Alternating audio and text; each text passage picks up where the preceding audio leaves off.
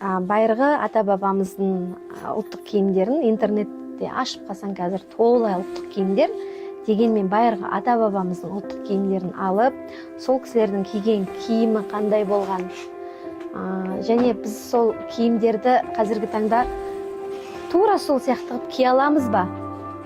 Жоқ, өзгерісте ендіріп, өзгеріс ендіргенде де оның авторлық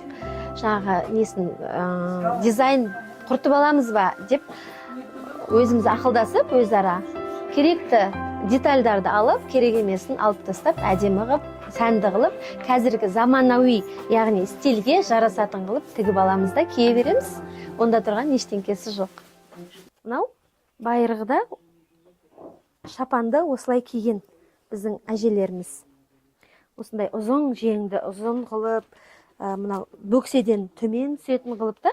Сол мен сіздерге жаңа үлгі, жаңа стиль дегенім осы. Мынау негізі байырғы ата әжелеріміздің киетін осындай әдемі шапаны болған осындай міне. Мінекей енді мынау мәдени іс-шараларға деп біз өзіміз тіктік осы мәдениет үйінің бишілеріне. Өте стильный, сәнді, ешқандай артық ештеңкесі жоқ. Әдемі көйлектер осылай тігіледі біздің цехта. Дизайнды өзіміз таңдаймыз. Жаңа технологияларды қосу мақсатындамыз, даму мақсатындамыз. Қытайдан бір үлкен 3 тігін станогын алдыруға заявка, яғни тапсырыс беріп қойдық. Бұл махаббат көрпелері және біздің төсейтін аяқ көрпелерімізге арналған станок. Бізде қазір қыздар қолмен тігеді ғой, үлкен-үлкен матрастарды.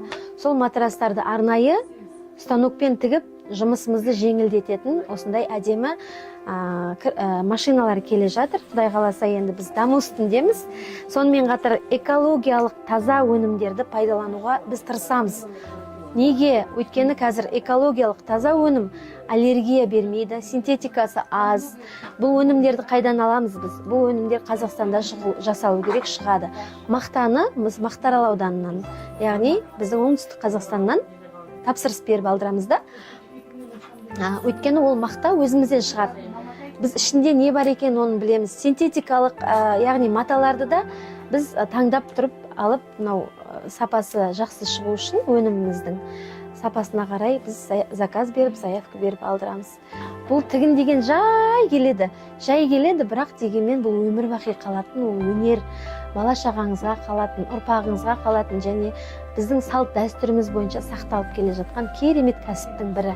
Адамның бойында сабырлық, төзімділік және ұстаным болса, бұл салаға деген әрбір келіншек алып кете алатын, бұл бойында, әр қазақтың бойында бар қасиет деп ойлаймын. Өйткені ата бабамыз біздің ұста болған ғой. Ал жаңағы көп балалы аналармен жұмыс жасаған екен, мен әлеуметтік кәсіпкер деген ол көп балалы аналарға қолдау білдіреді.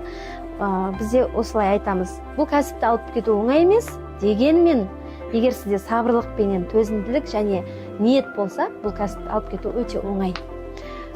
Мемлекеттен, әрине мемлекет тарапынан көмек болса, қолдау болса, екінің бірі алып кете алады.